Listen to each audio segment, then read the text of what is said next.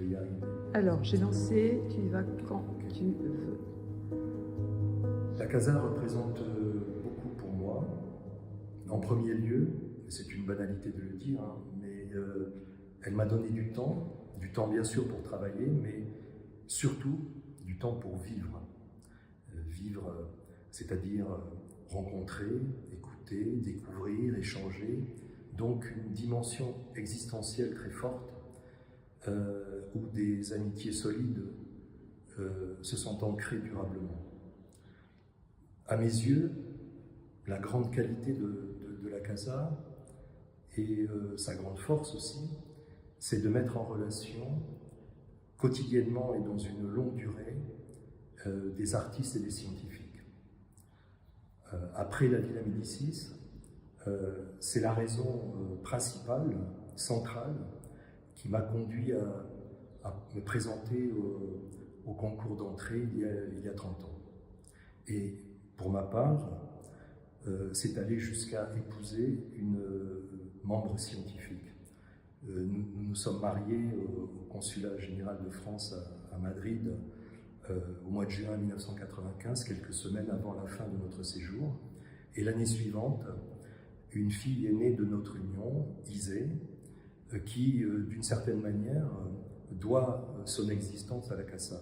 Je crois qu'on peut dire qu'elle est une enfant de la casa. Si je vais sur le terrain de l'anecdote, il y en a beaucoup bien sûr, mais j'en privilégierai une en évoquant Juan, qui était gardien de nuit à notre époque. Juan Landalo, comme nous l'appelions. Un soir où je rentrais très tard, vers 2 h du matin, j'ai découvert que Juan passait ses nuits, alors bien sûr à surveiller, mais surtout à peindre en cachette dans la loge du gardien. Passé minuit, 1 h du matin, il sortait son dispositif d'un placard où il le dissimulait, une fois que le directeur, le secrétaire général était rentré, et il peignait jusqu'au petit matin des fleurs colorées sur une toile noire.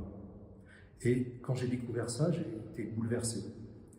Et c'est ainsi que je l'ai photographié quelques temps plus tard dans mon portrait de la casa, debout face à nous, près de la toile, un pinceau dans la main, dans le silence de la nuit.